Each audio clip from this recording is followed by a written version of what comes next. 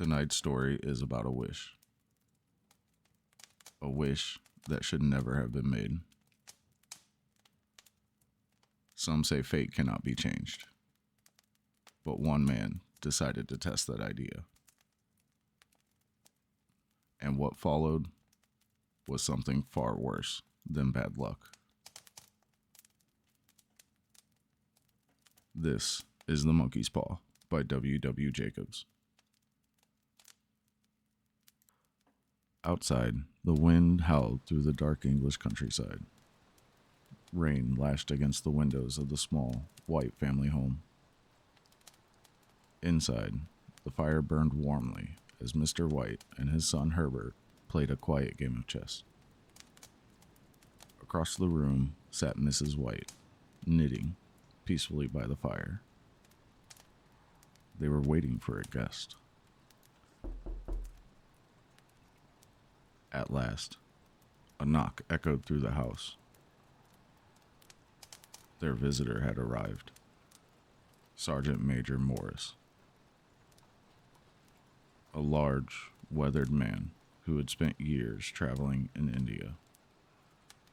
And he had brought something with him.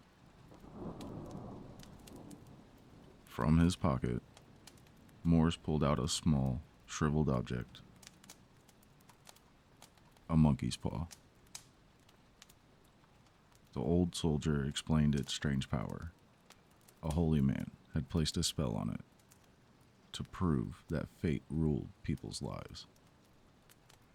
The paw would grant 3 wishes. But Morris warned them those wishes came with terrible consequences. Curious and a little amused, Mr. White took the paw. Herbert laughed. "Wish for 200 pounds, he joked. Enough money to pay off the house. Smiling, Mr. White held the paw in his hand and made the wish. Suddenly, Mr. White cried out. The paw moved. Like a snake twisting in his hand. But nothing happened. The next morning came quietly. Herbert left for work at the factory, laughing about the strange charm. The paw had done nothing. Later that day, another knock came at the door. A man stood outside. He was from Herbert's workplace. There had been an accident. Herbert had been killed. The company offered compensation to the grieving family. The amount was 200 pounds.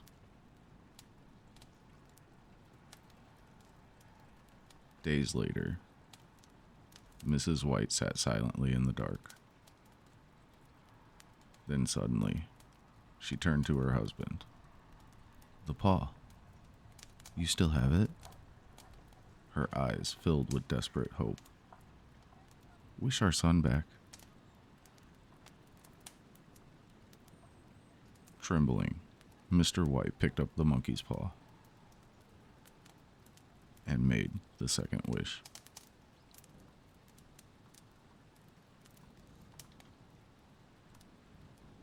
A knock at the door. Mrs. White gasped.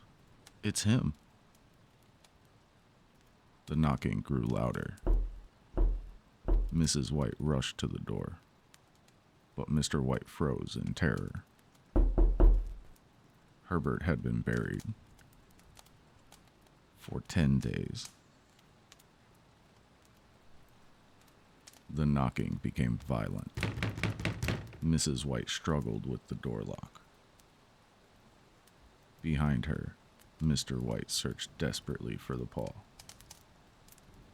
His fingers found it, and with his final wish, he whispered into the darkness, wish it gone.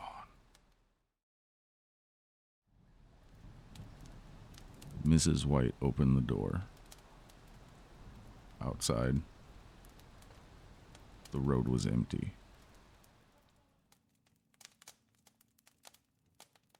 Some wishes should never be made.